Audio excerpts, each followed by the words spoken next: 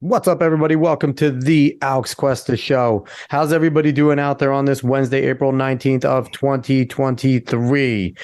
David, I haven't found a way to replace you yet. Hi. Hi. I currently have a cat staring at me somewhat out of frame. So if I look back, it's because I'm not used to it yet. I'm not used to something just staring at me. I mean, no one can see us yet. We're That's not fair. doing the live stream thing yet, so you're kind of talking and no one knows what the hell you're talking about. And our brilliant guest. Yes, yeah, but you know, Buddy's always doing something back there. That is true. Cat, which isn't technically your cat, but that's a story for another day. But before we get into anything fun, like, share, follow, subscribe, rate 5 stars for us on Spotify and iTunes. Spread this word of mouth. Tell everyone, like, hey, you know those other shows that have guests? This show has pretty fucking cool guests too. So go listen to them, because their lineup is as good as anybody else's. So definitely go tell people about us. Follow us on the socials at the Alex Cuesta Show. And I just have to give one quick shout out. Stephen A. Smith, you're based as hell. He talked to Clay Travis and people, you know, the wokies were trying to go at him.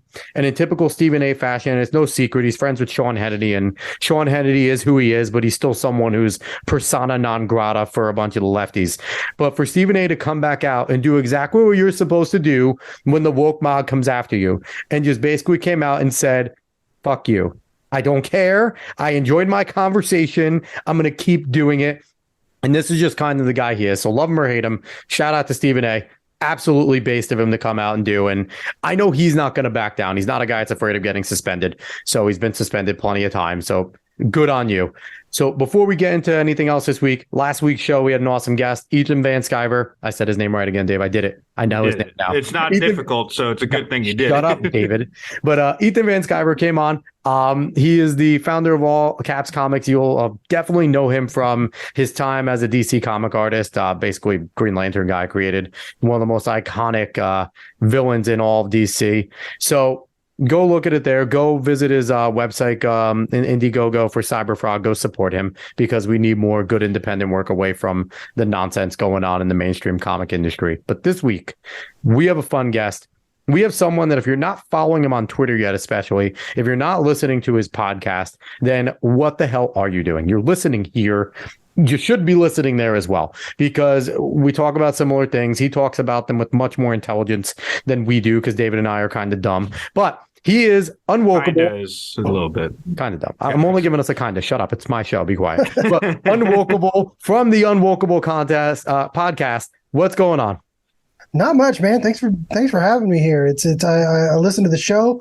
Big fan. You have great guests, great commentary, and I'm just happy to be here, man. I appreciate it, man. Someone listens to the show. That's great. You know what? It's like funny, because it was like, you know, we were on Twitter doing our thing, and then all of a sudden UnWokable started following us. I think I texted David. I'm like, UnWokable follows us. Like, that's dope. Like, we were like, let's go. Like, it's the little things, especially, you know, the real life that is Twitter. It's but it's a mix of real life and fantasy, isn't it? Mm-hmm. Yeah, it's a lot of cesspool fantasy stuff. But so your podcast can be found everywhere, right? The UnWokable Podcast. Yep. Yes, it can. Yes. YouTube, Rumble. I am currently demonetized on YouTube, so follow me on Rumble. It's a badge of honor at this point. Yeah, any good creator is demonetized. Yes. No. Straight up, and they won't give me a reason. They keep saying they keep saying I'm using other people's content, but this is what I do. This right here. So I don't really know how that's possible. I don't know. They suck. Go to Rumble. And it's also, well, they don't abide by the fair use clause either, which is something that we all use as creators. Well, they do for some people. I was going to say, it depends on who you are. Right. Yeah. The repressive tolerance, right? It's equity. It's equity. Yep. Absolutely. So within your name, obviously, UnWokable, you are against wokeness, against the whole movement. And I want to jump right into that, because a lot of people, if you're not very well versed in this type of stuff, a lot of people on the right throw around woke, and people might be listening and going, what does that mean? People throw it around. All we know is it means that people are awake to the oppression and the meanness of America. So in your terms, what's the best way that you try to describe to somebody that comes up to you and is like, what is woke? It's a Marxist identitarian political cult that seeks to use postmodern manipulations of people to remove their individual identity and replace it with a collective activist-based political identity. That's what it is. And it's not limited to just the left, I think, or and I think we're going to talk about this a little bit later, but it's a mode of manipulation. And it's using identity, whether it's right, left, in between, to manipulate people into making them bend to your will. James Lindsay, and we all bow before that altar, right? Yes, we do. Pun intended. I'm a Christian, so but James would find that funny. But we all eat at that table, so to speak. And he just says, calling anything that you want to control racist until you control it, or sexist until you control it, or genderist or ageist or colonialist or whatever ist you want to put at the end of it, until you control it. And that's pretty much it. It's weaponizing empathy. And I am heartened in a manner of speaking that people are really, I think, starting to get that on an intrinsic kind of almost knee-jerk reaction out of understanding of that. But it does surprise me sometimes that there are so many people that just don't really either encounter it as much or just are completely lost in just, I want to be a good person. And and I think we do encounter it. And I think what people realize, and I listen to Tim Pool, and I'm not a person that's afraid of it. I feel like it's like a persona non grata thing on podcasts. You're not supposed, or on radio, you're not supposed to admit that you listen to other people. I have no problem doing that. I don't care. I listen to Tim. I think Tim's a pretty cool dude. Tim is not on the right at all. Still, Tim is a free speech guy that's on the left. That's always been Tim Pool. But he kind of was saying, in like when it comes to like wokeness and things like that, that it's not an ideology and things like that. Do you think that there is actual ideology to wokeness that kind of grounds it? Oh yeah, absolutely. I mean, you can trace it all the way back to postmodernism. You can trace it back to Marx. I mean, James again does this very, very well. And the funny part about this is you can trace fascism back to Marx too.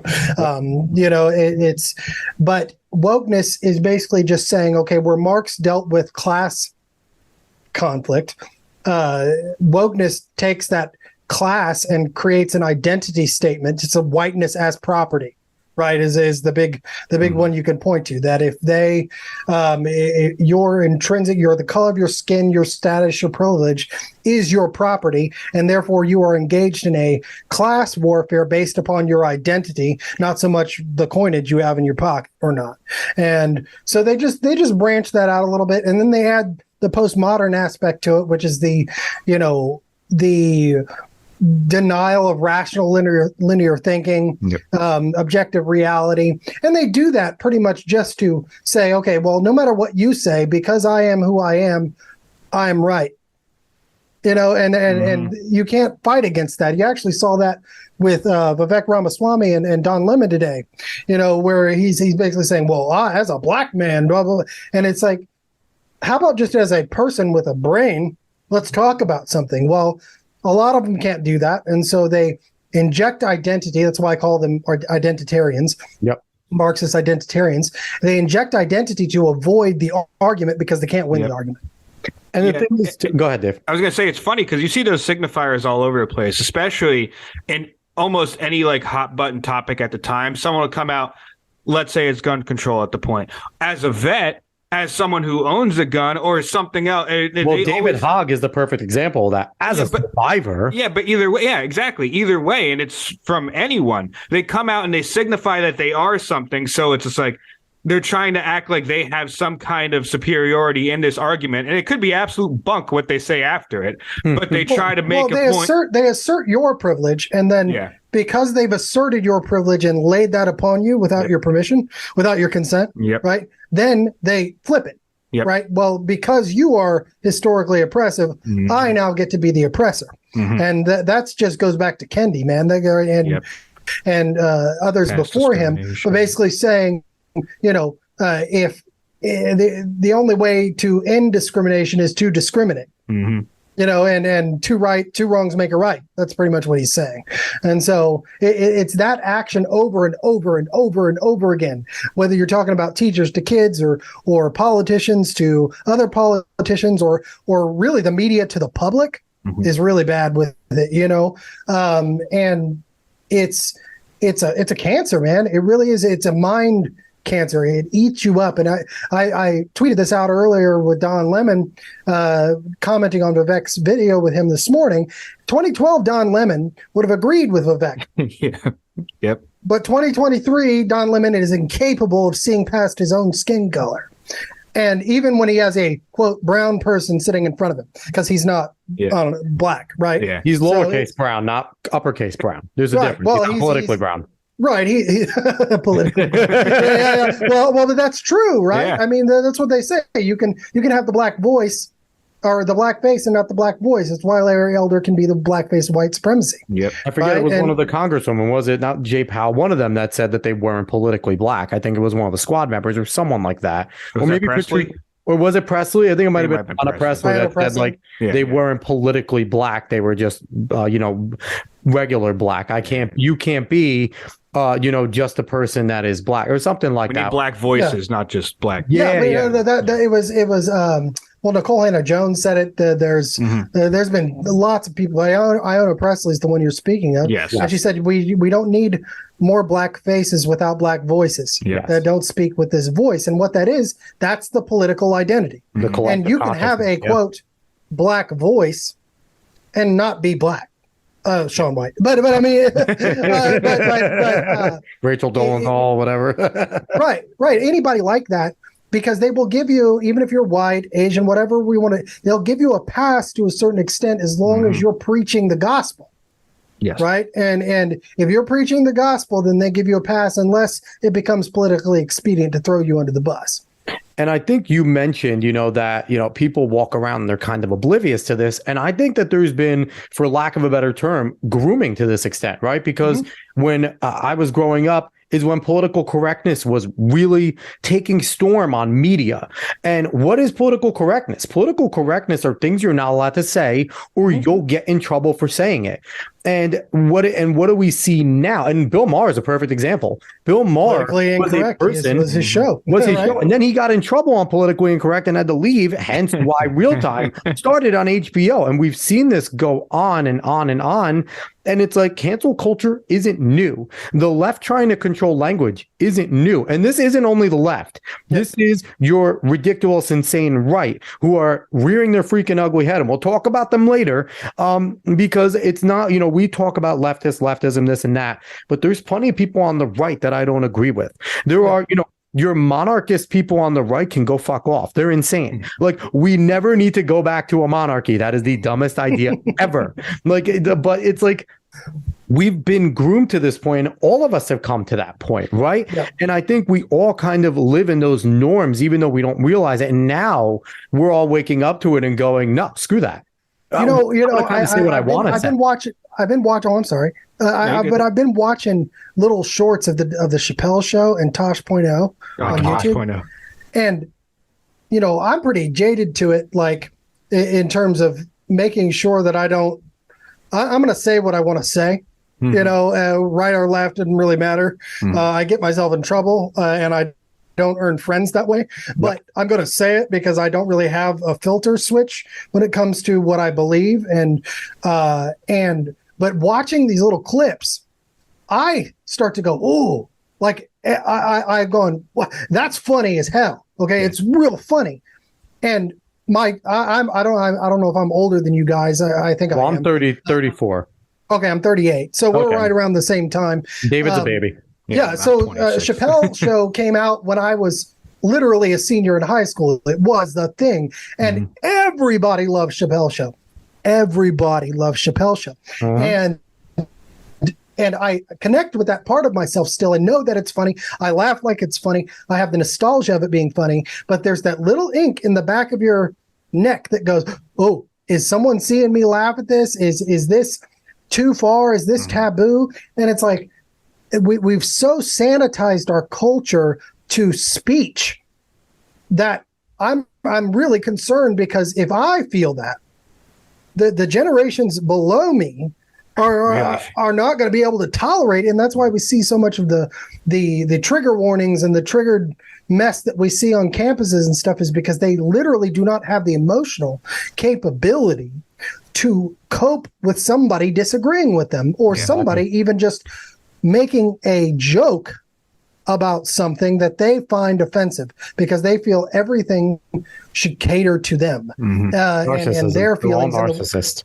Yeah, it really. I mean, but it's an inbred narcissist. It's a narcissism. It's not something that, they're born with. It's something they're trained into, and that's every day in school, church, family life, or just what I say. Peer pressure is the strongest force on the planet, man. Without a doubt, it really is. Yep. It really is, and so that'll get you every time too. Yeah, Daniel Tosh would not be able to do the "Is That Racist" segment at all. At all right now. He would not. And it's one of the most funny segments that he did. And he would not be able to do it. And I have to say, David and I had on Lord Miles Rutledge on the show. And he gave no fucks. And and he said things that I wouldn't say when he was like, "Oh, shalom, my niggas." I'm like, I didn't actually have said that normally, but he said it like 9 times on this show already. Of it and was so worse. And he was walking up to the Taliban saying it. So it's like the guy's insane, but it's like, it's things like that even in the 90s wouldn't have been a big deal to say, right? You could say it. People understood what you were saying. But like you said, now we have to look over our shoulder when we say things, because I think it's mostly not necessarily because we care about what we're going to say, but if the wrong person hears it and we get mobbed and they claim an identity, we're wrong anyway. Yep. So it's like, we've seen that the leftists, we're living in Herbert Marcuse's repressive tolerance, right? The leftists get toleration. Anybody that's not on the left, an anti-revolutionary in Mao's China, gets no quarter. And that's where we're living. So I think it's less of guys like me, you, and David caring about what we're saying or caring about offending people, and no more of that. The repercussions on us will be real, that we don't get the benefit of the doubt anymore. Real world, can ruin your entire existence, kind of real. But I think it stems from, for some reason, we've brought, or we've stopped the ability for successive generations to self-deprecate. Yep. Yes. Right. You know what I mean? It's like when I was in high school, I went through a period where I was pretty rotund, right? I was a bigger kid. And so I would just walk up to people like, "Hey, I'm John. I'm fat." You know what I mean? Like, and I just put it right out there. You know what I mean? Like you couldn't see it, but here it is. If you ever watch Game of Thrones, and little Tyrion Lannister goes around, he says, "Wear your insecurity as a shield." Yep. Right. And I think that we've now somehow taught kids to be fragile instead of being anti-fragile, right? That if they bend, they will break. Not if they bend, they may grow stronger. And humor is a huge part of that. It's why people can't take people like me or James Lindsay or some others on Twitter. They cannot take it, and they want to see them gone, because a lot of what he does is tongue in cheek to just mock you a little bit. And that's all it takes, right? And they will lose their ever loving mind. They will lose it. And sometimes that's fun, but sometimes you can get in a dangerous situation where somebody will make it their mission to end your professional existence, to end your public existence, to end your relationships with people. And that is right and left now. I mean, we're seeing it rise on the right. So it's something that I think we, as those of us who do what we're doing right now, need to tackle head on and refuse to bend the knee. Absolutely. And say, I refuse to do what it is that you're requiring me to do. And all three of us here take a chance every time we do this, right? Like, you have more popularity than we do, but Dave and I, we have 9 to 5 day jobs. We take a chance by being on here because they could discover this podcast and listen and be like, "Listen, we can't employ you anymore." And that's a chance that David and I know that we took when we did this. I talked with David and I was like, live streaming daily at that point. When we were having Billboard Chris come on the show, I officially said to Dave, like, there's no going back now. Like, we're planting our flag having a guy like Billboard Chris on the show. And we were full send. And it's funny because the thing is, we're planting our flag on women are women. That was our And kids can't consent flag. to puberty blockers. That's an easy thing to plant your flag to. That child mutilation is inherently criminal. Yes. That we make fun of third world countries for doing it, but for some reason, because it's an accessory now for parents, it's cool. We don't just make fun of them. We sanction them. We call them savages Yeah, too. I mean, we sometimes invade them. Yeah. Okay. Yeah, I mean, yeah. we've gone round the bend of Western values and pushing that so much that you do as I say, not as I do. Right. I mean, it's a hypocrisy. Mm-hmm. It's woke, hypocrisy. It's rooted in hypocrisy. Yeah. It demands hypocrisy. Mm-hmm. And because one cannot be atop the privilege matrix unless one is a hypocrite, because you're claiming an intrinsic superiority in that vein. It's amazing how they just flip it. And, when you were talking about how people are just kind of like, the kids right now are just weak. This generation is weak. They can't disagree. They have to be in their bubble. And I think one of the main reasons is because wokeism is obviously Marxism. It's a collective theory. So they're looking for strength in the collective, where before we were taught to look for strength as an individual, right? Mm-hmm. Find the individual strength. Or in our family. In our family, in our church, in something that we connect to. And this is a perfect transition to our next segment here. Your heavy support for Vivek Ramaswamy as president, very outward on Twitter. He's a guy that I don't know, what you believe of him, what you think. The guy has balls of steel. Yep. He is very much an individual. He speaks his mind. And if anyone doesn't know the story of Vivek Ramaswamy, I've read Woke Inc. I don't agree with everything he wrote in Woke Inc., but his insight is valuable. He was a legitimate, big-time player in corporate America, in hedge funds and things like that. He's a billionaire. He doesn't need to be doing any of this. And what he did when he saw that the rich, wealthy hedge funders were full of shit and not actually doing anything that they said they were going to do, he decided to start a competitive one and started outpacing them. Now, I don't know the status of it. I think someone was like, but didn't it fail? I don't know if it failed or not, but that doesn't matter because he's a man that stands on principles, whether you agree with them or not. And that's my transition over an individual, because Vivek is obviously an individual. What draws you to the Vivek Ramaswamy that you are just very outwardly, openly supporting him for president?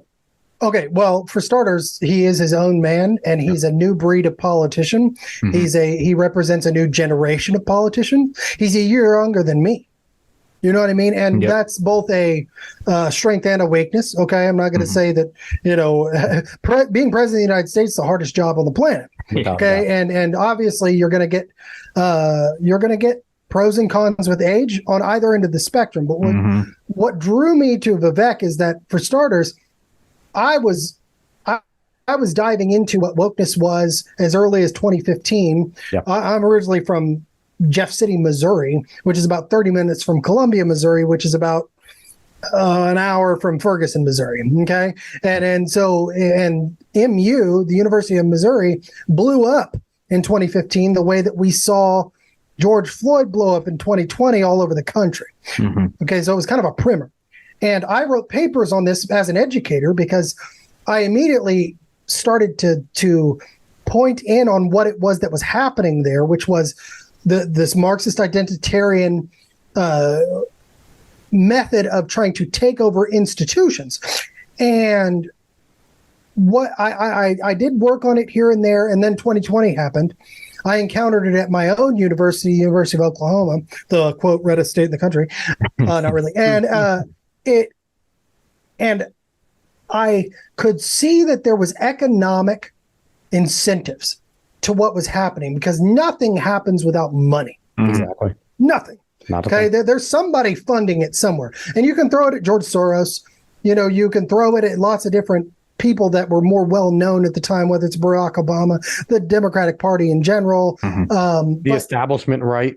Right. Yes, absolutely. Throw them into it. 100%. Yeah. They are huge. I'm done just blaming the left. People like Lindsey Graham, Mitch McConnell, all those fuckers on the establishment, right? I'm tired of them. Yeah, no, they're swamp creatures, and they don't hold any real. They're very woke in their mindset, where they don't really hold any values except for the values that get them votes, and so they'll flip flop this and there. But usually they'll speak the truth because, they've been in Washington so long, they see themselves as being insulated. But with Vivek, I was really connecting with James Lindsay up to this point. We were talking a lot. And that's the cool part about James, is that if you reach out to him, he's going to talk to you because he actually wants to teach this stuff. If he would have made, I just want to make this real quick aside, because if James would have made all of the money that he could have made off of the things that he has put out, he would be one of the richest people in this space, if not the richest person in the space, because so many people have borrowed things from him. But he does that because he's actually a true believer in trying to stop this. And so James connected all these dots for me when it came to that. I had already connected some of myself with my work as in music and art history and things like that, and just philosophy. But Vivek's book, Woke Inc., slapped open this whole other aspect of this that is probably the most important aspect, which is the ESG, stakeholder capitalism, monetary incentive for this to be happening. And I was dealing with a situation here where I'm arguing with an OU economics professor during school board meetings and during town hall meetings here in Norman, Oklahoma, the only place in Oklahoma to defund the police, which is ridiculous. And I'm like, why is this economics professor so wrapped up in this? And then I read Vivek's book, and it just opened up an entire facet of this that I wasn't seeing before. And then I got to connect my own dots. And Vivek has also been, at least with me, pretty open about responding to things. If I had a question, I'll shoot anybody a DM. If you don't answer me, you don't answer me, right? But that's the same way I am. Right. I mean, you got to be. That's what Twitter's for, right? Absolutely. And would answer questions, and then I would just watch him talk. We'd communicate a little bit, retweeting and things. But what I did immediately after reading Woke Inc. for the second time, which I did in about 2 weeks, and you go through and read little sections of it here and there, in addition to just reading the whole thing front to front. There's a ton of information in there. Inside baseball that Vivek gives. Tons of information. Is that I also researched him. Because if you all know me on Twitter, I'm not the most trusting person in the world. Okay, it's verify then trust for me, and so I did my homework on Vivek as I was reading his book multiple times, and I saw that he, was being touted by the WF. I saw that he had connections to Soros, and these are things that I take very seriously because they mean something. And I reach out to him. He's straight with me. He's like, dude, I'm trying to deal with this right now. And this is before he's running for president, by the way. Right. Yep. And he's like, and basically the same thing that he's suing them now for. Right. Which he's the only one that's had a balls enough to do that. Tulsi Gabbard's claimed the same thing. I don't really trust Tulsi. But other people have claimed the same thing. But Vivek's like, screw you, man. I'm going to take your ass to court. You know what I mean? And so I did my homework on him, and I have the first, I'm going to frame it one of these days when he becomes president. The very first tweet saying Vivek Ramaswamy for president, because I not only got his mindset and this vast amount of knowledge, this big connection from Woke Inc., I also got the reassurance through actually challenging him on things and him coming back and us having dialogue, which I think is the most important thing, about who he really was, right? And so when I heard rumors that he was going to be or thinking about running for president from, just people in the background of the movement, right? And I just reached out and said, dude, I'm Team Ramaswamy. I said, you let me know. Here's my tweet from September 2021, and I'm Team Ramaswamy, because even if, which I think he can win, by the way, I really do.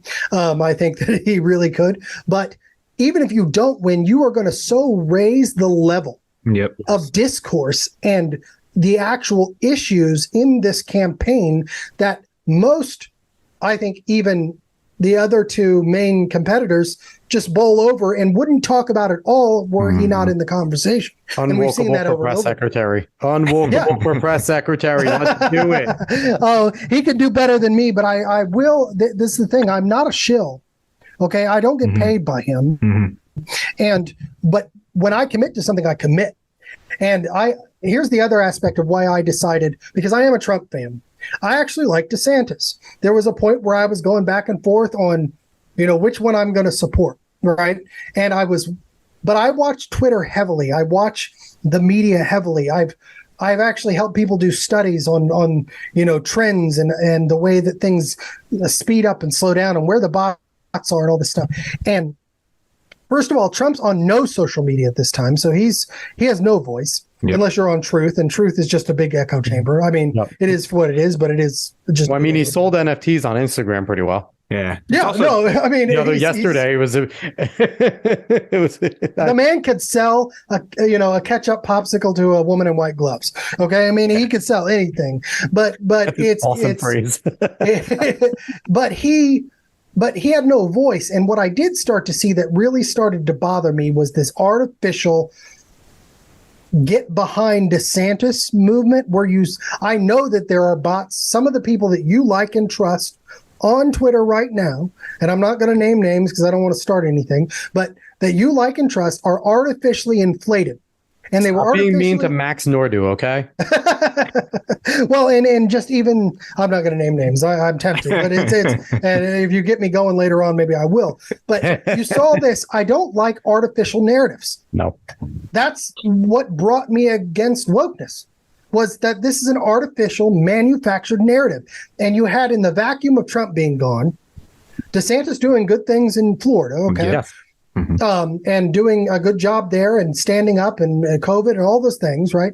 But people starting to parrot the exact same talking point from all corners of Twitter sphere, all corners of the internet. Which is what we make fun of the left for all the time. NPCs. Exactly. Yep. I mean, and I couldn't stand it. And so I started calling people out for it, to be honest. And, James Lindsay's off Twitter at this point. I'm like, what are you all doing? Okay. I mean, it's like you're making a mockery of what actually could be for DeSantis a real movement. Yep. But you're trying to out-Trump Trump on social media, which is absolutely, even though he's not here, you can't do it. Just like you can't outsell Trump. Trump is his own mouthpiece. DeSantis is sitting back and letting all this kind of army of people I like and respect. Okay. And I will name one name, Chris Rufo, for example, right? Is a guy that I had a pretty long-standing behind-the-scenes dialogue with, relationship, gave him lots of information, shared things, all these things, and has really done great work too. Chris has done great work. He's integral to the fight.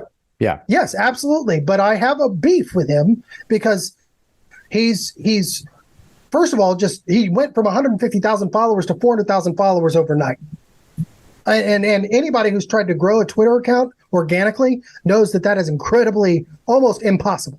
I mean, and of course, he was on Fox News. He's going to get that stuff. But, I mean, James Lindsay has been on Twitter since it began. And he has just now getting close to 400,000 followers. Yep. And Chris, that's manufactured. And there's all kinds of different other people that fall into that category. And then I saw them start attacking people, not just big people, not just, was it Alex Bergowitz?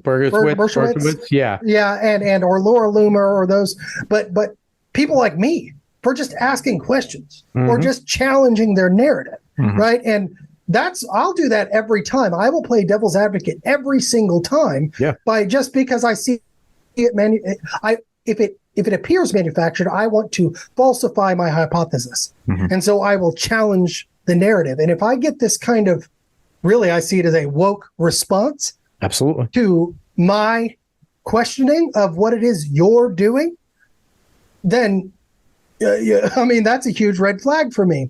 And so that turned me off to DeSantis. Whether it's DeSantis himself, he's running that campaign, and it is a campaign, even though he hasn't announced. Yeah. And Trump has his own baggage, right? I mean, I like Trump, and I think we would all be in a much better position if Trump were in the White House. I mean, I think that's pretty significantly. obvious. Yeah. But it's what I was searching for, somebody I could get behind full-throatedly, to where I don't agree with Vivek on everything. We disagree on one of my main issues, which is school choice, right? Which I think is pretty much a just big regime ploy. But Vivek, when we talk about those kinds of things, he doesn't shut me down. He challenges me and I challenge him, and he goes, "Oh, I didn't think about that." And I go, "Oh, I didn't think about that." And we both get stronger. That's what we're supposed to be doing here, folks. Right? And any candidate who's going to take on the woke establishment media and the woke industrial complex, the woke governmental complex, and actually do anything about it is going to have to be able to weather being questioned without just having everybody on your team protect you. And that's what DeSantis is doing now. And so when Vivek decided to come out, I was actually getting ready to go on Tim Pool's show for the second time. And he didn't know that. I didn't, they reached out to me and said, "Hey, we got an announcement the day before I said, "Really? You're going to run?" And he said, "Yeah." I said, "I'm your guy, right? I'm a Trump fan.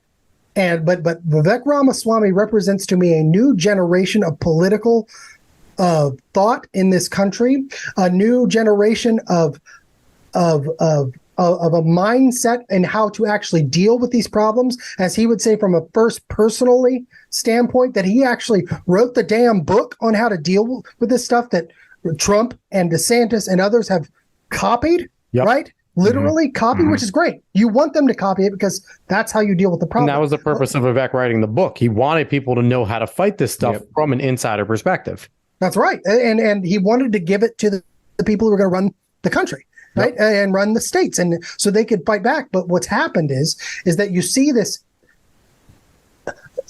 political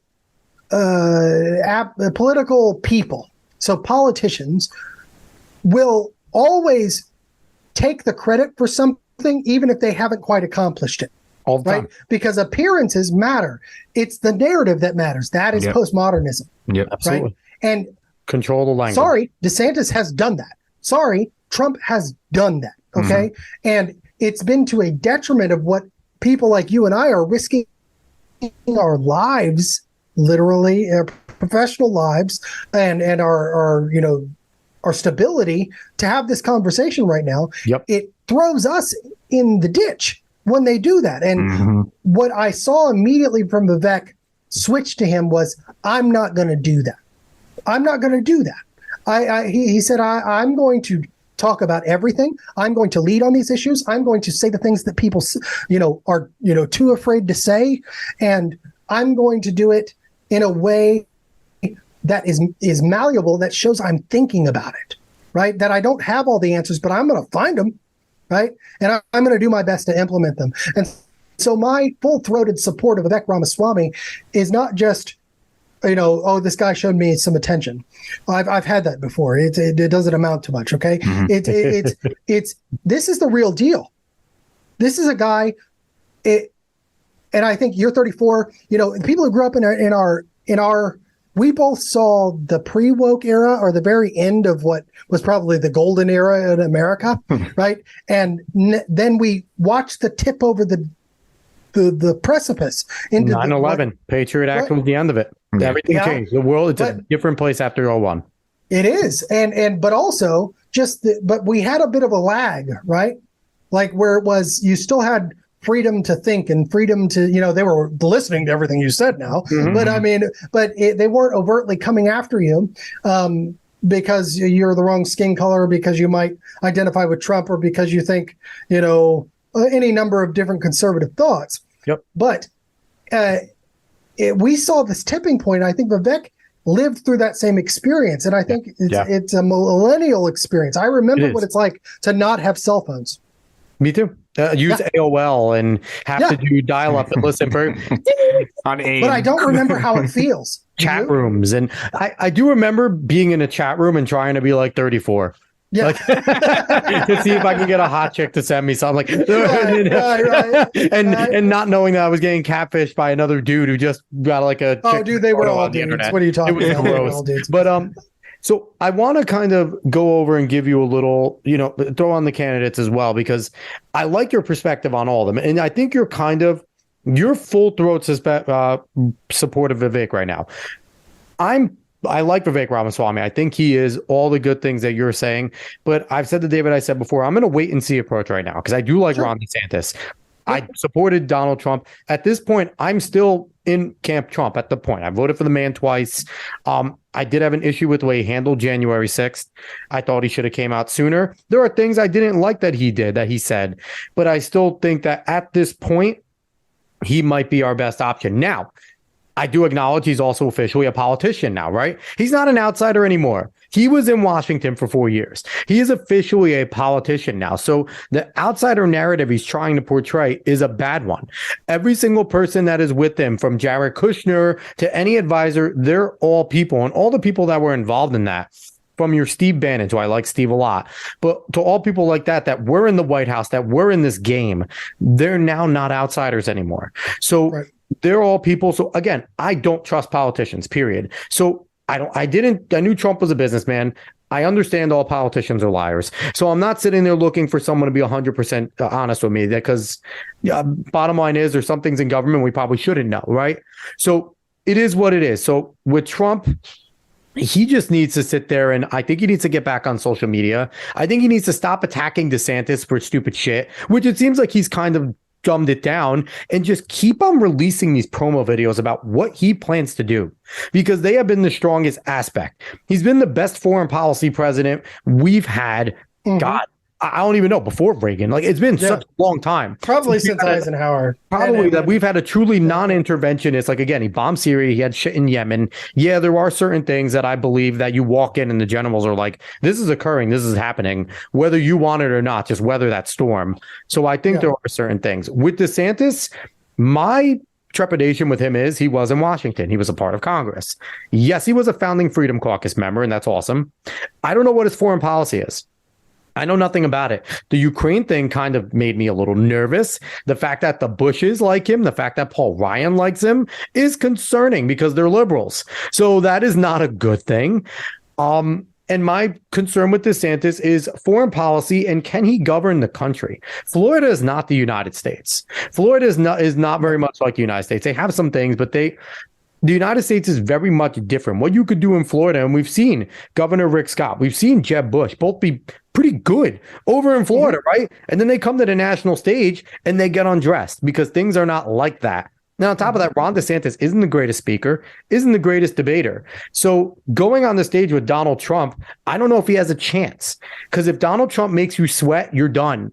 The moment he makes you sweat, it's over. And I can't see Ron DeSantis sticking to his guns. Trump's not a reporter. He's not going to own Trump. Trump doesn't let anybody own him. Right. When it comes to Vivek needs to not be so damn smart.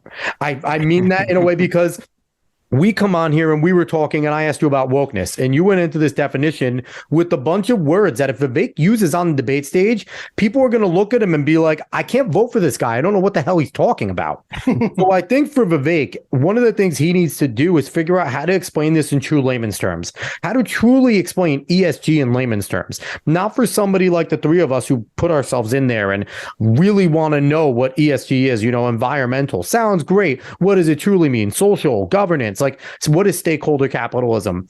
He needs to really figure out a way to break this stuff down to layman's terms in a way that he can even explain it to Trump and DeSantis, because I don't know if they fully understand what it is, what social emotional learning, what ESG, what diversity, inclusion, equity, what all this is, what Vivek does, and that's his strength.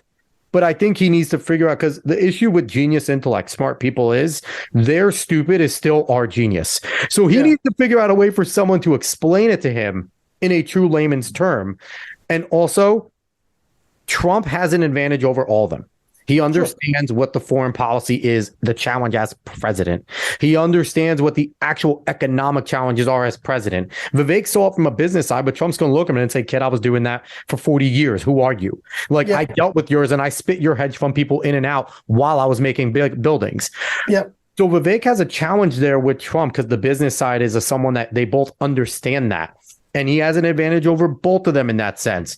So I think Vivek really needs to brush up on his foreign policy and those types of things and be very strong there, because just saying I'm anti-interventionist, Trump's going to look at him and say, yeah, me too. I proved it. Yeah.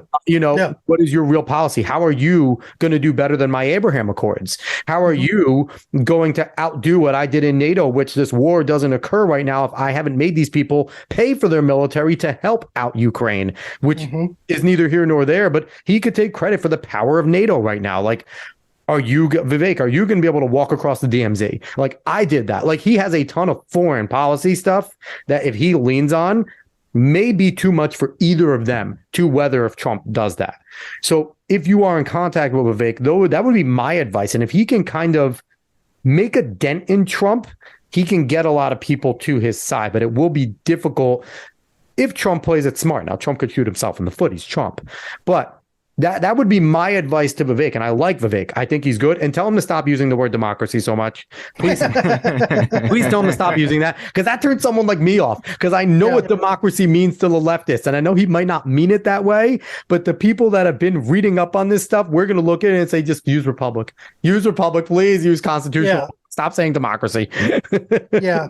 No, I think you made some excellent points there. First of all, I'm a student of the presidency. If you could see behind my big green sheet here, which you can't, you'd see picture of Kennedy and Republicans playing poker and all kinds of stuff. Thomas Jefferson and all that. It's awesome. I am a student of the presidency. And the thing about the presidency is that no matter how prepared you think you are for it, when you get into it, it hits you back. Yep. There are lots of books if you read. That's why they age so much in 8 years. Oh, sure. Except for Trump for some reason, right? But there is nothing that any candidate can do, save Joe Biden because he is the president, right? To out experience Trump. Yep. There's just nothing. If you're a one-term president and you have a gap, and then you come back and run. If George H.W. Bush would have come back and run against Bill Clinton in 1996, that'd have been a different race. Absolutely. That'd have been a completely different race because you now have the guy against the guy, and there's no experience gap. There's no learning curve. Exactly. And what I've always liked about Trump is that if he were to come back in, he's not going to have that learning curve. Yep, exactly. You know what I mean?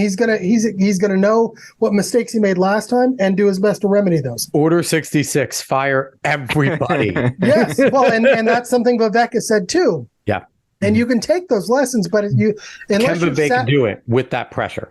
Right. Well, and I believe he can, but I hope so. You never get to see what a guy is until you put him in the pressure cooker. Exactly. Right. And he knows that. Right.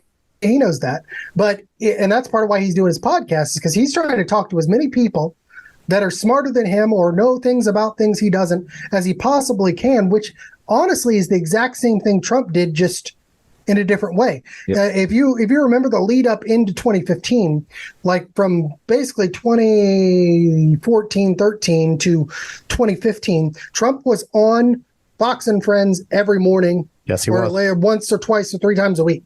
And I remember, David will remember this, and I said it to my parents while I was living at home in 2014, and when he was really ramping up his Fox News appearances, I said flat out, David will be the person. If Donald Trump runs for president, he's going to win. Yeah, I said it at that point. And my dad's like, he's not going to run. He did it a few times. I said, I don't care if he does or doesn't. If he does and he's serious, there's nobody that could beat him. The man conquers things for a living. Yes, he does. Like that, his whole persona is, I win. Right? And that's it. And I don't envy any of them. And I wouldn't envy Vivek's situation, because I don't know if I could sit in a room with a group of 4-star generals and tell them, you guys have been wrong about everything you've been doing.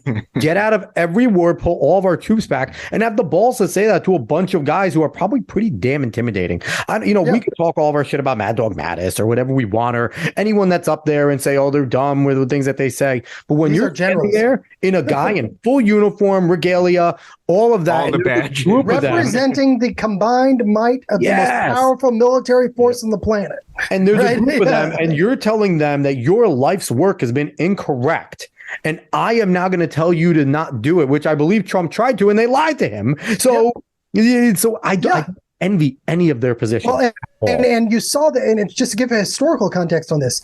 John F. Kennedy dealt with this. Yep. When he came in, I mean, because he followed Eisenhower, who's, Supreme Allied Commander, World War II, right? I mean, he follows that mess, and you get the Bay of Pigs, and you get the Cuban Missile Crisis. And then you have Johnson right after him, who just was so insecure about anything and everything pertaining to anything military. He knew what he wanted to do at home, but anything military, he was like, whatever you guys hands want, off, right? hands off, all yours. I'll bomb whatever you want. Just tell me. It helped that Kennedy was in the military and was a pretty decorated guy. I was not a JFK fan until I read Killing Kennedy by Bill O'Reilly and Martin Dugard, and just the stories of JFK's heroism. I still don't agree with a lot of the policy things he wanted to do. Man has my respect. Oh my gosh, John F. Kennedy, what he learned from his mistakes. There would be no. The Cuban Missile Crisis happened because of the Bay of Pigs, right? But John F. Kennedy saved the world, literally, almost single-handedly saved the world because of what he learned during the Bay of Pigs, right? And he said he saw the deep state for what it was, and he said, "I'm going to scatter you to the wind," and they blew his head off. So, you know what I mean? It's like when everyone was telling him, "Don't pick up that phone and call Russia," he told him, "Kick rocks. I am calling him right now to tell him we have nothing to do with this because this has gone way too far." That takes balls. Now, let me tell you something. JFK was 43 years old when he won the presidency. That is 4 years older than Vivek Ramaswamy will be when he takes office. But you know what I mean? Like if he were to take office. And so there's something to be said about the strength in young hubris, right? Where it's John F. Kennedy had a daringness about him, why he was so heroic, why he, carried I don't know how many number of people on his back, after having broke his back in PT 109 and swam them to an island and got them saved was just sheer balls. And it was sheer hubris. It was sheer, I am indestructible and I will do this thing that I am going to do. Right. And there's something to be said for that. And I think, honestly, that's what made Trump a great president too, was he was a lot like Eisenhower in that people don't know this about Eisenhower. They think that he was this kind of like dotty, grandpa figure. He would purposefully, he told people the same things that Trump would tell them. He would say, "Oh, you're going to attack us? I'm putting tactical nuclear missiles in the field and I will use them if you do this." Yeah. I no, you don't understand. Here's a picture of your house, right? Just like Trump did, right? I will use them. And it was that bravado and them knowing he was the Supreme Allied Commander Europe in World War II that they were like, "Oh, he'll do it. Oh, so we better not," right? Trump had that a little bit of crazy in him, right? Where nobody in the world, I mean, the whole media narrative was that he's going to blow up the world, right? And he ends up being the most, non-warfare president we've had, since Ike, really, and so it is a challenge for Vivek. But what Vivek has that Donald Trump doesn't have, because I don't know that you can call Donald Trump an insider, but he's not an outsider anymore. No. He is his own special thing. And that will be his both his strength and his weakness. Because there were people who will never, ever vote for that man. Mm-hmm. And there might be enough of them that keep him out of office. Yep. But Vivek, when he talks about, America First 2.0 and all this kind of stuff, he believes all of that stuff, but he also has one of the times that I was most disappointed in Trump was on the debate stage, and he got the question about CRT, right? And he just, right? Part of that was Chris Rufo because he didn't tell him the right thing. He should have pointed him towards DEI and we wouldn't be having the problems we're having now, which I told him that, by the way. But it's that it's just a difficult concept to get. Trump knew it was bad. He knew it in the gut, right? He knew it down here. Mm-hmm. And he just said, "Oh, I know it's bad.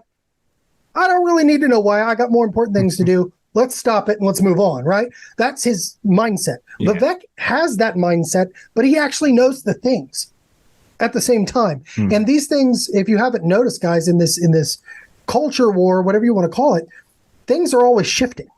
Mm-hmm. You know, nothing stays stagnant because the left has no ideological foundation. They have no value system. And that's the postmodernism. Take words, give them new meanings, spread it out. Everyone uses that word now. Yep. And that's what they do. And so Vivek picks up on that the way I do, the way James does, the way you might. Yep. It's kind of inbred into us now because we had a more malleable brain. We're not 80 years old, right? And we lived through it. And we can identify it in a way that someone who's 80 just absolutely cannot. You know what I mean? And so I think that's where Vivek's real strength is. I think he's a great communicator. I think DeSantis is the weakest candidate in the field. And I think that's why they were trying to, use the last 6 months to build him up, right? To beyond what it is he actually is. And I'm not saying he can't win. I'm not saying he's not good. I'm just saying that out of the three, he's the weakest candidate in the field. You put At this point, I'm saying DeSantis can't win. At this point, I'm saying Ron DeSantis can't win the primary. Unless something catastrophic I really don't think so. Unless something catastrophic goes on, I think DeSantis can't win. And I also think, everyone was criticizing Trump for coming out and declaring so early as running for president, right? Look at it now. How genius was that? He has made Ron DeSantis had to run a shadow presidential campaign since that moment and has exposed everything. DeSantis is not a true candidate anymore. I honestly don't see him that way because I think there's been enough cracks. I think people, like you pointed out, Twitter has made it a cesspool. DeSantis was the cool guy for a little bit. Now, who wants to talk about DeSantis at all? You can't ask questions. And I feel like someone like Christina Pushaw could have been a really, really good mouthpiece and ally for DeSantis and made him strong. And I think she's doing a disservice to him. And I don't think she's a moron. I just think she thinks she's doing what's right. And if Christina was smart, she would call off all these dogs and stick to his policies and stop doing all the dumb things. And like you said, stop trying to be Trump. Trump is only Trump. DeSantis is not Trump. DeSantis is a much better politician than Donald Trump. So he turns people who like Trump off. Yep. Yes. And the thing is, and I think Christina could be much better using her talents as a communicator because she's really good at that on Twitter. She's great. With just sitting there and only pointing out what he's done well with Florida and what he would do on a national scale as president. She could be valuable. Even if she switched it up now, she could help save his campaign. But as of now, I see his campaign floundering. I don't think he can win. I think that he is too connected to the Bushes. He's too connected to that whole. He's Chris Christie, right? You know what I mean? Like that's what he reminds me of. I mean, Chris Christie said he's the only guy that could beat Trump. Right, and he can fit through a door Trump without help, right? I mean, okay, because whatever. Nobody both went the same direction. we're talking about guys. No fat shaming, guys. Dude needs to lose some poundage, but it's coming from a former fat guy myself and still chubby. Okay, so but DeSantis, the people around DeSantis have done him a disservice. And there's too many people that saw him as the heir apparent and tried to attach themselves to him and then make names for themselves as opposed to making a name for him, that it's really turned people off. And the rank and file are just not going to follow him down the road he's going when it comes, because he tries to remain above it all. But what people liked about Trump was that he would get down there. If somebody needed an axe to drop, Trump was the guy who actually dropped the axe, right? Vivek does the same thing. It's like, I mentioned to Vivek several times, and like, DeSantis is copying everything you do 2 or 3 weeks after you do it. Literally. I mean, he was, and still, whether it's the announcements, CDBCs, the SVBs, all this stuff, right? ESG, all the acronyms, right? And Vivek's like, yeah, you're right. I'm going to go out there and say that, right? I mean, it didn't necessarily, it wasn't the most well-received thing he said, but people now have it in the back of their mind of going, Yeah, I can see And this. like You know what I'm said, saying? Trump going to East Palestine and getting people McDonald's. That was massive. Vivek having to admit that he gave a large amount of money because Tim Pool pressed him on it. Yep. In the Culture podcast, where he had to, sheepishly admit that he gave a bunch of money because he didn't want to go down there and be seen as someone doing what Trump just did. So he did it in his own way. What did DeSantis do for the people of East Palestine? I mean, and I get it. He's the Florida governor right now, so he's kind of tied to only being able to do things for Florida. And that's the issue with him not declaring, right? Because it's also the issue you're running against a former president of the United States, right? I mean, see, that's what Vivek and the current one as well with Biden. Right. But Biden is a I mean, Biden. I think JFK Jr. might run away. RFK Jr. RFK Jr. Yeah, might run away with that. But which would be a very interesting thing. Just because he's anti-COVID-19 vaccine, he's not based. Everybody, right, needs to stop praising RFK Jr. The guy is a climate psycho. He is Tom Steyer or whatever the hell his name is, just that doesn't like the COVID vaccine. Can people on the right stop praising everyone that like one thing that we like? Yeah, it's not stupid. That's an impossible challenge. or beating up on people who dislike one thing you like. Right? You know what I mean? That's the other part of it, right? The right is becoming very intolerant of its own people and of discussion about things. I quickly want to move on from Vivek, even though I think we could do a whole podcast about Vivek's presidency. But we're going to go long, but I'm okay with it because I freaking love this podcast at this point, as long as you're okay with it. No, I'm good, man. Let's talk. Cool. I want to just go fairly quickly, run through our last part. I want to talk about Christian nationalism, controlled opposition, which I'm almost throwing school choice into that controlled opposition category because I'm more believing now more than ever that it might be a controlled op. But I want to start off with Christian nationalism. Okay. Some people might hear this. I'm a Christian. You're a Christian. David's a Christian. And we might think Christian nationalism, how could that be a bad thing? A bunch of Christians. We're a, Judeo-Christian nation already. That's where our foundation is, even though we're, secular, but that's our foundation. So how could a Christian nationalist country be a bad thing? What would you say to a Christian nationalist country and why it's a bad thing? I see you raising an eyebrow. For starters, they're the predominant pushers of the national divorce narrative, which I think is idiotic. Just if you listen to Michael O'Fallon, who runs around with James a lot, and James himself, Lindsay, Sovereign Nations. I mean, very good. They are the antithesis to the thesis in the Hegelian dialectic. Yes, they are. They build themselves not just as Christian nationalists; they build themselves as white Christian nationalists, right? And that is for starters. Once you inject an identity class, you're woke to me. Like, I mean, you're done. Like, I don't care whether you say you're a white nationalist or a black nationalist or whatever it is. If you're injecting a gender nationalist, whatever you want to be, if you're injecting that qualifier, your identity into this, that's use. Placing that above being an American, which absolutely should not happen, and above being really even a Christian, because what comes first? White. Okay, so I mean that's the first thing. But they're pushing this national divorce narrative, and what I've been saying for a little bit is it's the left that disrupts, but the right that dismantles. When you were talking about disrupt and dismantle, that's what they were saying. The left doesn't necessarily have the moral cojones. Okay, to actually start ripping some of these, they'll infest them and take them over, but the right will rip them down. And like I said on Tim Pool, the only thing standing in the way of the WEF, the globalist takeover of the world, is the Constitution and the United States of America. If we split and we balkanize into what they did in Yugoslavia, the world is done. We're done. Okay, because that means the American experiment has failed. We will start to war between each other. We will become another Europe, which is what they wanted to prevent. Jefferson wanted to prevent this when he went beyond his character and what his normal political thought would be and say, I'm going to just, double the size of the country in one fell swoop, right? No, he said, if we're going to be here, I'm not going to allow this to become Europe because he just left Europe, or he knows what Europe is and the conflicts that come over Europe. And we saw that in World War I and World War II. And, we had to come and save that out, right? That's what the Christian nationalists are wanting to do to the United States. And they're just the antithesis to the BLM movement is the way I see them.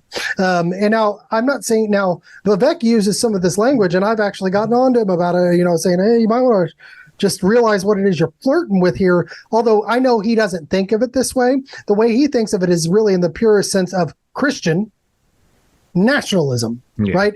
Which I like the word Americanism because I think that is more accurate. And I'm trying to get him to, maybe take that on, but it's basically patriotism. It's a love for country, unapologetic love for country. That's one way to view nationalism. The other way to view nationalism, especially if you put the word white in front of it, is Nazi, right? And so that's what it's taken as. Absolutely. Right. And that's what the left has been conditioned. And really a lot of the majority of the country have been conditioned, just like you were talking about earlier, to think that when you hear the words white Christian nationalists, right? So why play into... Even though Nazism was not Christian at all, but that's okay. Even though Nazism was not Christian. No, not at all. But it was socialist, and it was nationalism. It was rooted in Marxism, right? But it had the identitarian component to it. Oh, sound familiar? Right? I mean, and then you add the fascist part of it, but it's, which can get into school choice, but it's that's why I don't like about the Christian nationalists. I think that those of us who can see beyond, because I think there are people who use it genuinely, but then there are people who are ignorant of it and see and use it, they're reactionaries to what the woke left is doing. So I've got to go completely the opposite way. And it's like, no, that's what they wanted you to do. Yes. Your reaction is the action, right? That's what they're going for. And if they can get you, it's January 6th, right? It's exactly okay. We're going to piss you off. We're going to riot for, however many months. We're going to burn down St. John's Church and set fire to Washington, D.C. Nobody's going to say a damn word about it. It was mostly peaceful, right? And then you're going to break through some doors on the Capitol. You're going to stay on the rope line. You're going to have the cops lead you to the Senate or the House well, and you're going to be put in prison for 4 years and called an insurrectionist. That is repressive tolerance. But that's what that was only made actionable because they riled people up and got their reaction, right? That's what happened.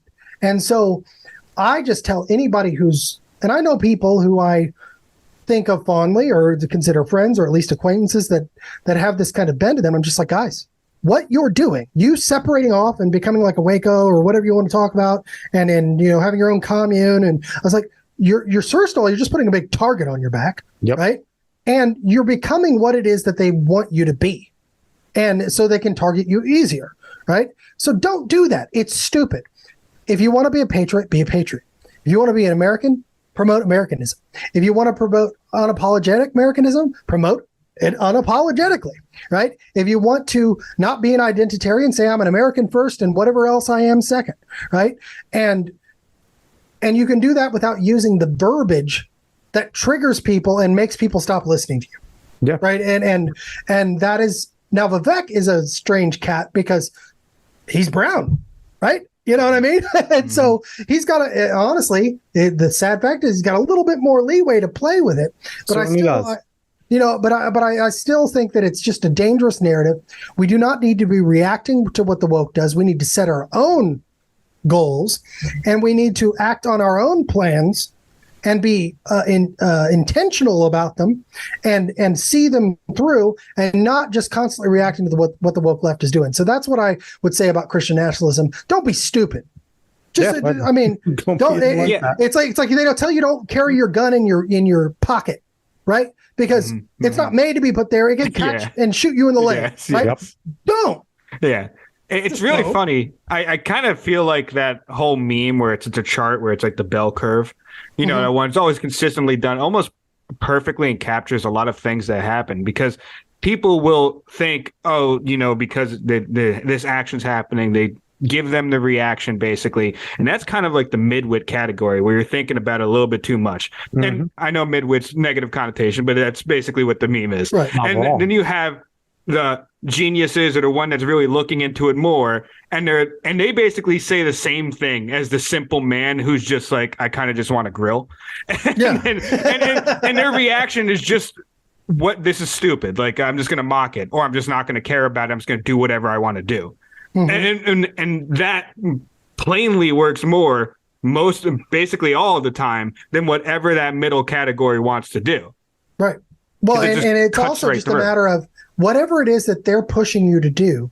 That's when you should stop looking at anything they're doing and go, what else is going on? Right? What is this masking? It's like, when you do you remember, this may seem like ancient history, the Chinese balloons? Yep. Mm-hmm. Do you remember those? What was happening then? East Palestine was happening then. Yeah, exactly. East Palestine was happening at the exact same time. Yep. And those balloons have been flying over the United States, I don't know, through at least 3 presidents, okay? And we never heard about them, but all of a sudden, oh, Chinese balloon. Yeah. Oh, giant mushroom chemical cloud in Ohio. That they created and caused as a controlled chemical bomb. I don't know what the hell they were thinking with that one. They didn't care. It was a red area that voted for Trump. And it's also anything that they can do to push the environmental, narrative, they're going to do. You know what I mean? And they never let a good crisis go to waste. Yep. Right. No. I mean, that's what and that's the problem, though. But they'll create crises. That's the thing. And when we talk about Christian nationalism, or we talk about the right end of the spectrum, that's what I fear that the right has started to do. And you see this in some of the complaints we made about DeSantis, right? Where you're trying to manufacture this thing, right? But you're also just seeing it in general of this outrage over Dylan Mulvaney. There would be no Dylan Mulvaney if it weren't for the right. There wouldn't. I mean, he may be out there and he went to the White House, okay? And you can use that type of person as an example, okay? But harping on him to the point that it becomes most people wouldn't know who he is if it weren't for the right. Let me say that, okay? Especially anybody on the right end of the spectrum. You know what I mean? He wouldn't be as big of a deal as he is. Now, that big deal is making, I mean, it's providing good context. It's providing, hey, this is ridiculous. This is a man pretending to be not a woman, but a girl. People don't realize and that. Promoting it. And I think the issue is, and I think this is one reason why Dylan Mulvaney is a little bit different to me because of who he's targeting, right? We didn't give a shit about RuPaul for years. And we still don't care about RuPaul. RuPaul is someone I grew up with, you grew up with, and RuPaul has only targeted other adults and did the drag show stuff and out there. No one gave a shit about RuPaul. We still don't. Dylan Mulvaney's a different case. I don't mind making the noise. Now, that's the way you make the noise about it, right? Yeah. Some people are just being morons about it. Yeah. But you got to make the noise in the right way, like what you're saying, and exposing and doing things that way. And I have to say one thing about the national divorce. David knows how I feel about national divorce. I think it's moronic. And one of the things I want to say to any people, because you're going to bring certain people out listening to the show. Some of them might be Christian nationalists that listen. And I have to say to anyone on the right that is thinking a civil war national divorce is a good idea, there's a good chance we'll lose. Here's why. Did you not get the example in the Summer of Love? The police aren't on your side. I don't care how many police that that are conservative, voted for Trump, this and that, they're not on your side. And who always is the ones that causes the problems, that enforces the regime's rules? It's not the military normally. It's the police that do it. And also, the military is not on your side. I hate to break it to you. The generals are all woke. A bunch of the leaders are woke. And you think a bunch of the rank and file are going to go against them?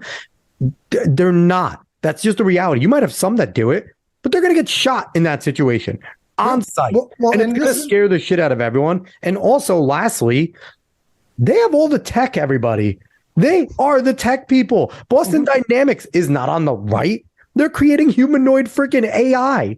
All the drone technology, Silicon Valley, they have a lot. And I know people on the right, it's a similar thinking. And I'm not saying that the right is the South, because the South was a bunch of leftists. But it's a similar thinking with those on the right is, well, we play with guns all the time and we do this and we do that, so we'll be able to win. No, it doesn't take much to fire a gun, okay? Especially if it's a military, like a good rifle, a good... Look at Tennessee.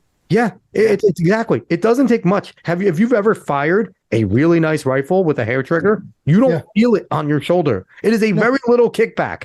So it's not going to take much. And they have hubs already with the city centers. Now, the only way the right could win is if they choke them out as farmers, but that's where the drones come in. That's where the military. So it's like it's a good chance the right would lose a civil war. So I think it's almost guaranteed. It is. Actually, I think it's almost guaranteed. But people, defund the police wasn't about defunding the police. Defund the police was about entryism. Yes. Yep. Exactly. It was about infiltrating and getting everyone out or as many out that they didn't agree with this ideology as possible, and replacing them with DEI offices and DEI and Chris Rufo. I love Chris. I try, but he should have taken this on 3 years ago, because DEI has almost already done its job in most of the institutions that it exists. Yep. And now all it has to do is just play gatekeeper, right? And it doesn't have to have a DEI statement to do that anymore. And we call it DIE on this show. It's die. It is not. It is DIE. It is die. They're divisions of ideological enforcement. That's what I call them. I love that. Right? Yeah. But I call them DEI because they actually refer to it as God. That is true. Right? It is the, you know, it is. There was a video of a representative here in Oklahoma who literally said, you know, diversity, equity, inclusion is God, and she used that term, DEI, but that's how they view it. And this was also COVID when it came to schools. That's what people don't realize too, is that we had the largest retirement of teachers in, I don't know, maybe history. Probably. After COVID, because they scared away all of the older teachers. And the ones they didn't scare with COVID, they pushed out, because, you know, you'd have a 30-year, you know, teacher who's won Teacher of the Year 3 or 4 times start to get put on remedial, you know, stuff with their principals because they weren't doing the SEL and the DEI right. You know what I mean? And so they would just quit. So they push them out. And so these things were about entryism and clearing these spaces that you were talking about that will end up both indoctrinating and enforcing the ideology, which is the police and the schools. Which, if you want to get into school choice, now might be a good time to do that. I don't know if you want to take the time. But, I'm ready for it. My body is ready. Oh, are you sure? Let's do this. Because you may get canceled. That's fine. Listen, we're on the same side here, because I think you've seen, we both, with Corey DeAngelis and James Lindsay arguing last night, I think we were both saying the same things to them. And, you know, and me and you Corey both DeAngelis, James on this. I'm going to say this, and maybe I shouldn't, but I don't. Corey DeAngelis is a complete fraud. If you look at his background, first of all, we're talking about a doctorate of education out of the University of Arkansas, which may be one of the most woke universities in the country that people aren't aware of. Do you feel he's a controlled op? Because I feel like I'm getting more and more feeling like the people that are big on this, and, you know, and Betsy DeVos is a big part of it, I feel like they might be a controlled op. It's seeming that way. No, and I think DeVos was a Paul Ryan, Jeb Bush, you know, hey, Trump, this would be a good person to. She ran for president, you know. Mm-hmm. I mean, she was on the debate stage at one point. You know, she was put out there for that reason, and Trump won. And you had Paul Ryan basically staffing his cabinet, and it's like, oh, here's a chance to push school choice. Yep. If we tell Trump it's good, he's not going to dig into it. Education is not high on his list, and it'll just go, and that's what ended up happening. And yes, I believe Corey DeAngelis is. If I want to talk about controlled opposition, and I could name one person, he's a snake oil salesman. Nothing he says stands up to the stress test of a falsification narrative. Everything he talks about does not fall in line with what his policies and what he's pushing are. First of all, did you know that Corey DeAngelis the next thing on his list is police choice?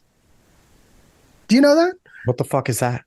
Oh, it's everything you thought it could be and more. What it is privatizing police departments. It's the, you know, like the railroad police, right? Owned by corporations. Mm-hmm. Governments lease them out, and the citizens of the town or the municipality are now customers of that police department. So private security. Yeah, you know, yeah. And so it's. I mean, Michael Malice would be kind of happy about this, because Michael Malice talked about basically getting rid of police and private security. Yeah, but the problem is that then they're beholden to who pays their check. Yes. Yeah. You know what I mean? And I call it, and I don't know if I didn't quite put this out yet, but he intends the same group of people that are trying to completely pull the wool over conservatives' eyes on school choice are going to now do the same thing, maybe not in the same way, but with the same message for police. I actually think that defund the police was meant to go that direction, but there was too much of a backlash. I really do. I think defund the police. If you look, he wrote a paper right before called Police Choice. And he talked about it on Tim Pool's show where he's talking about, well, police choice. And even Tim Pool, who, leans libertarian, and a lot of us is like, whoa, man. Well, I don't know about that. You know what I mean? But Tim's not an idiot, and Tim's not your hardcore one thing. Tim agrees with a little here, a little there, and he's not afraid. Tim's actually a political person. He's not just a shill, and I think us three here are also just political people. I agree with certain things that, I agree with libertarians, some anarchy, some a little bit everything. I agree with some things that even a liberal might agree with at times, but but you're not allowed to do that anymore. No, you're not. But so Corey DeAngelis, and I want to make very clear about why I'm against school choice, and for anyone that's listening to this, because I am a conservative. I was raised a conservative, and when I say conservative, Reagan Goldwater conservative. Okay, I was raised a conservative. We were Rush. I was a Rush baby. David. Yes, I was a Rush guy. I mean, every morning on the way to school, Dad's listening to Rush, or the afternoon, whatever time it was. I mean, I was that. My dad voted for Pat Buchanan, okay? Right? I mean, my dad would quite literally scream Rush in the car. He would go, "Wrong!" Yeah. My dad's a moron, but that's what he did. But that was the only voice back then, you know what I mean? It was just the only one. But school choice is not a conservative policy. No. School choice was created by two Marxists, and you can go, I put this up. Just Google the voucher left, right? Okay, it was created by two Marxist law professors. And where did critical race theory come from? It came from critical legal studies. It's only a law theory. It's not in schools. Oh, yeah. But what I'm saying is that's where it came from. And their whole goal was to redistribute wealth to create equity of outcomes in education. Kendi couldn't have written it better himself. Yeah. And you actually see Corey DeAngelis pre-2020 using the equity narrative, where I put this up, where you see him, this creates equity. This is, he will talk, if he's in front of a leftist group or somebody that might lean left, he'll use the equity narrative. So, or if he's in front of Republicans, he'll use the parents, rights narrative. That, to me, first of all, you're a salesman. You're being paid to push something. First of all, and he's not a great academic. I've read a lot of his papers. He cites himself more than he cites anyone else. And it's like... That's a very leftist thing to do. Mm-hmm. Right? Because he brings up Milton Friedman and all this stuff, but it's like, this is not a conservative policy. This is a redistribution of wealth, first really championed and pushed by Barack Obama and Mitt Romney, right?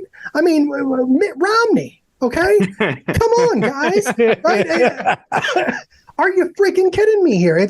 And conservatives have been so, first of all, Libs of TikTok is great. The work James has done, Chris Rufo. We've had Eyes Inside the Classroom has been on here. Eyes Inside the Classroom. Oh, yes. Yeah, I mean, you're a great prey. I've had him on my show, right? Yeah, I mean, fantastic. They're really showing a lot of the things that are happening that need to be shown. Mm-hmm. But if you look at it, most of it's in large metropolitan areas. Mm-hmm. Most of it's in blue states. Yep. Right? Most of it. Okay, I'm not saying it's not in, because trust me, I broke OU Children's, doing underage transition surgeries in Oklahoma, but it's not a pandemic here, right? But these are all coming from very large places in the worst forms, and they use that away in the same way of the way that defund the police used the videos of black cops killing black people, right? If there were 200 incidents and 9 of them were considered, unarmed, but you had 250 total, and you show all 250 within the space of 2 weeks, it's going to look like it's happening everywhere, right? That's what's kind of happened. I saw the police choice movement start to gain a little steam, and then they just got knocked back on their heels, right? And then you see the school choice movement, and here's the thing. I'm going to give you a little bit of inside baseball. I've talked to Corey DeAngelis. I have DMs. He's coming to town, all this other stuff. And I was working with the school choice think tank here in Oklahoma, and I wrote for them. I did a fellowship with them, and before I knew kind of what and the vice president of this think tank, that's primary job is to push school choice, looked me in the eye and said, yeah, the only reason we're really interested in CRT is to sell school choice. And I looked at him and I said, and I was shocked. And I was like, maybe he didn't say that, maybe it's just, I'm taking it the wrong way. And so I just kind of pressed, he's like, no, we have a board. That's what the board told us to do. And this is a good way to sell it. And then I started uncovering evidence of school choice people. Now let's talk about the woke left, right? Okay. Let's talk about this kind of a parallel of school choice Republicans, conservatives in quotations, manufacturing things out of whole cloth in order to get the influencers and the politicians behind the anti-CRT, DEI, gender ideology narrative. Yep. Right? Literally making stuff up. And there were times I uncovered that it was made up accidentally. And then I report on it and I get attacked by the people who are, and I was like, wait a minute, but this isn't real. And they're like, shut up. You know what I mean? I'm like, we have enough to work with, guys. Yeah. We don't need to make it up. Yeah. And you actually endanger the movement that is going to fight back against this thing if you make it up. But here's the thing that I realized. They didn't care about the movement. Nope. They didn't care about fighting back against the woke. They want to sell school choice, and they will not go after DEI. Rufo waited 3 years to go after DEI. He did it as soon as he got put in with DeSantis. He did it as soon as he got, some more name ID and helped Glenn Youngkin and made a name for himself. Then he goes after the actual apparatus that's enforcing this in our public and private spheres and actually knit them together in a public-private partnership. That is diversity, equity, and inclusion. Mm-hmm. And they waited too long. Yeah. Because I was pushing this back in 2021. I was one of the only people doing it. And, me, James Lindsay, maybe, Charles Nagy, and I hate that I forgot his name. His last name is Richardson. Richard, he's out of UT and was just a great guy. And we were pushing this stuff when nobody else was talking about it. Mm-hmm. And then, it becomes election season again, and here comes Rufo. Oh, now it's basically using all of my talking points on DEI, right? Which is great, but I think you're too late. I think it's done what it's going to do. And when he and I first got into it was about school choice, because I was asking him questions that I expected from my friend, or at least my colleague, or at least somebody I had a good rapport conversation with, to engage with me in a discussion debate, the way that intellectuals on the right,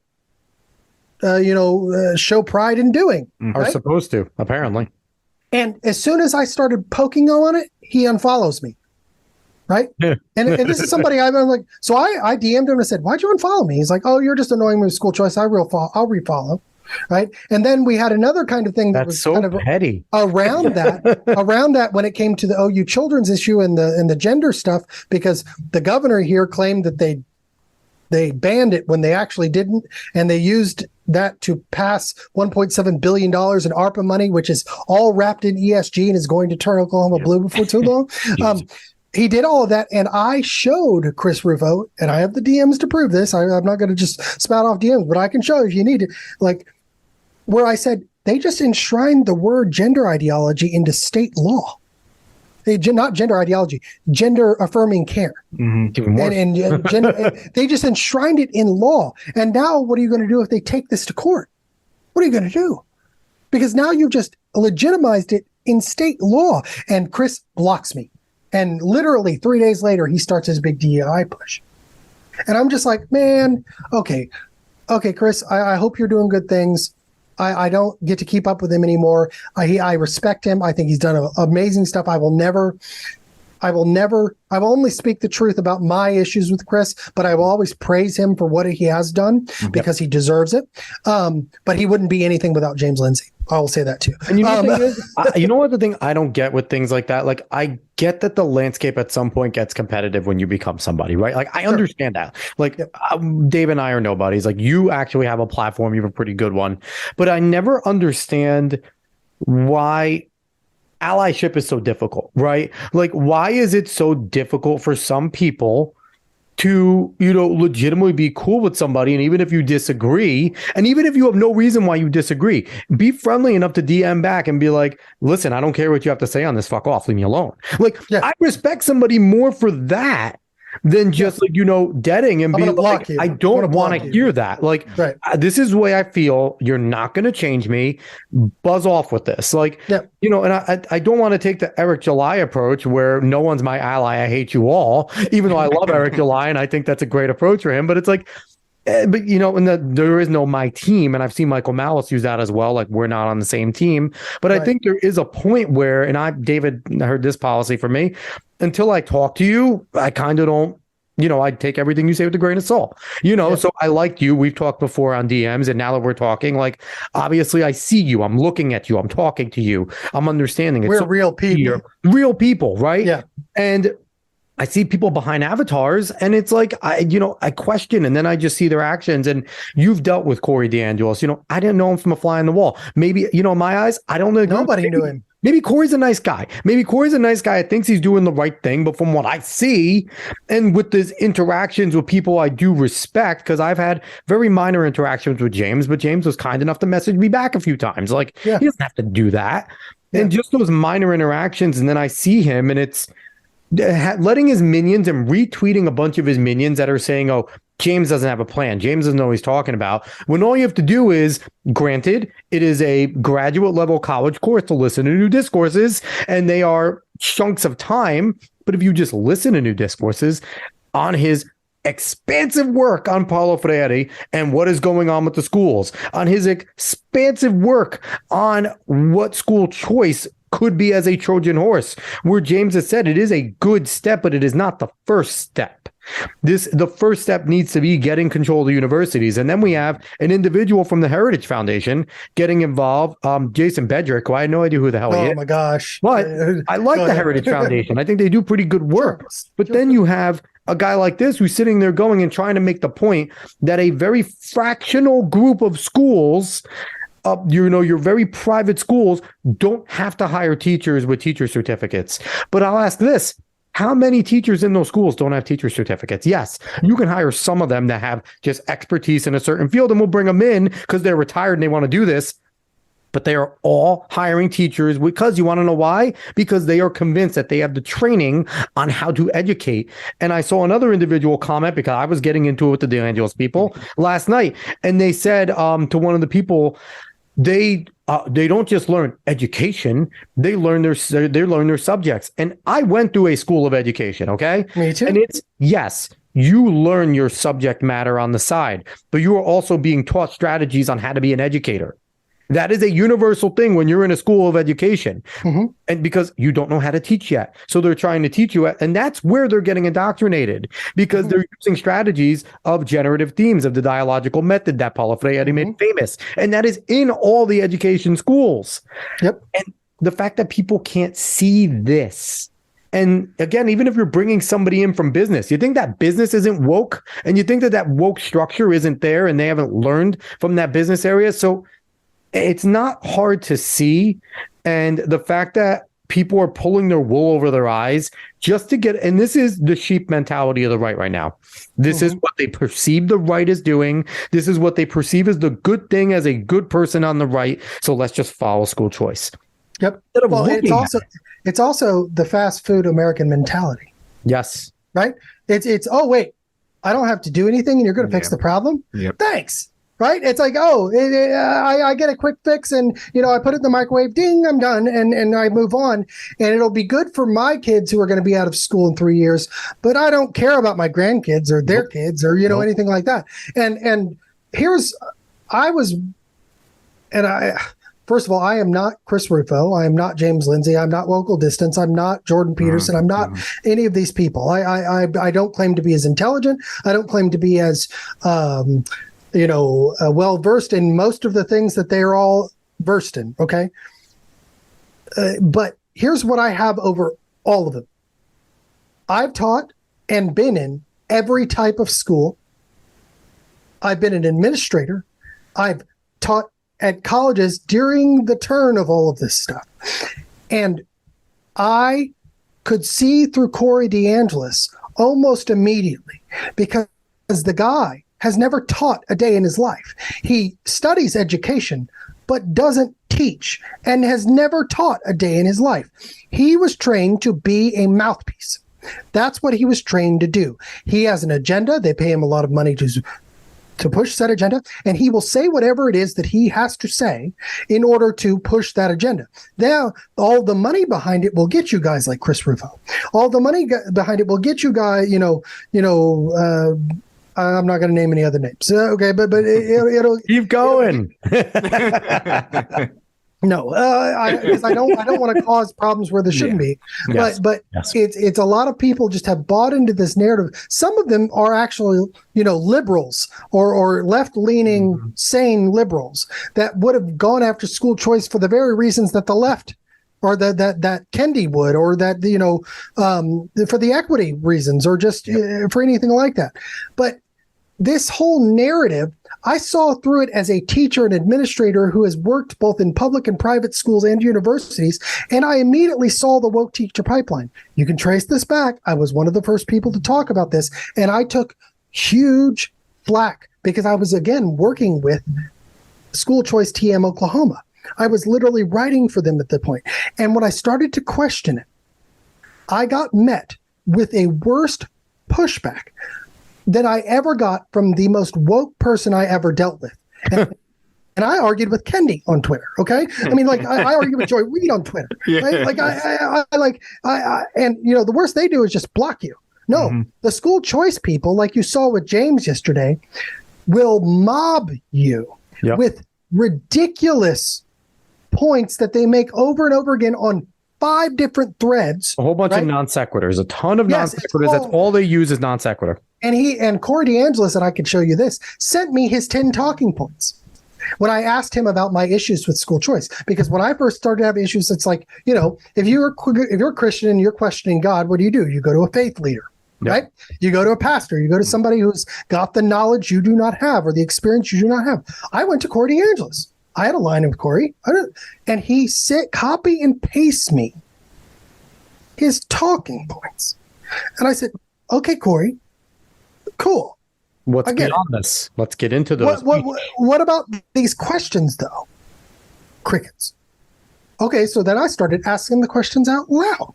And then I started, what has made me most effective in this is that I have been able to quickly pinpoint bullshit when it comes to a logical line of thought, right? And I do it quickly, and especially when it comes to education, because I breathe this stuff, right? I know this stuff. This is what I have a doctorate in, right? This is what I study. And it's also what I've experienced throughout my whole life.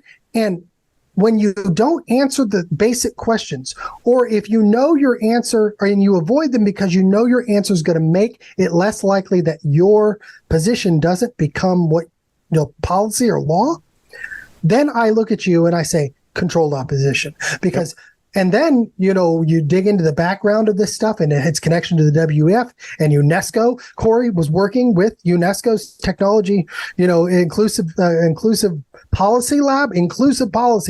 Okay, this is which is going to follow the sustainability goals of the UN and all that good stuff. Yep.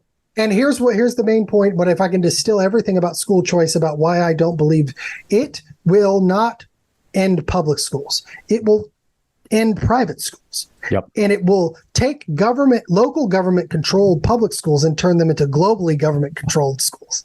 Because when you start, it's the university model, right?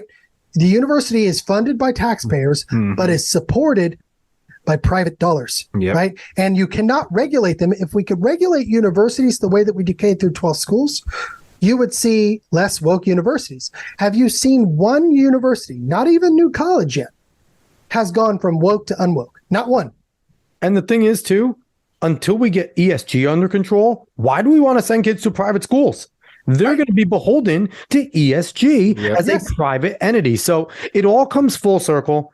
We got to get the universities, the schools of education under control. The woke teacher pipeline. The woke teacher pipeline needs to be stopped. ESG needs to be stopped. And conservatives, you morons on Twitter, we could do more than one thing, guys. We don't have to sit there and I hate the whole thing. We could be focusing on more important things. Do more than one thing. We're capable. We're very capable of focusing and doing multiple things. This isn't an actual fight. This is an intellectual battle. You can fight multiple battles intellectually. You don't have to sit there and just focus on one thing because the conservatives do that. We're stupid. They focus and laser focus on one thing and go, we got this victory against the left. And they're on to 10 new things branched off that are already more effective than the one thing you beat. So well, and I want to say this before, and I feel like you're getting ready to close, but we got to get out of here too. I know. Go for it. I have to say this. I have to say this. And they always talk about, well, what's your solution? First of all, there's no fast food fix to a complex system. Nope. Okay, especially one that's doing this for 30 years, 40 years, 80 years, 60 or 80 years to move all this. But this is the way. So I'm going to practice what it is that you want Vivek Ramaswamy to do. If somebody is on a ledge, okay, and they have terminal cancer, right? But they're threatening to throw themselves off the ledge, okay? Do you sit and talk to them about the options to get rid of their cancer? Or do you pull them off the ledge, right? That's because I'm constantly getting this question, what's your solution?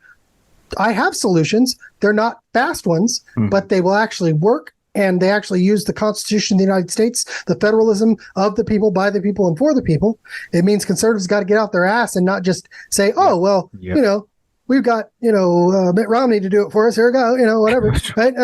But no, you pull the guy off the damn ledge.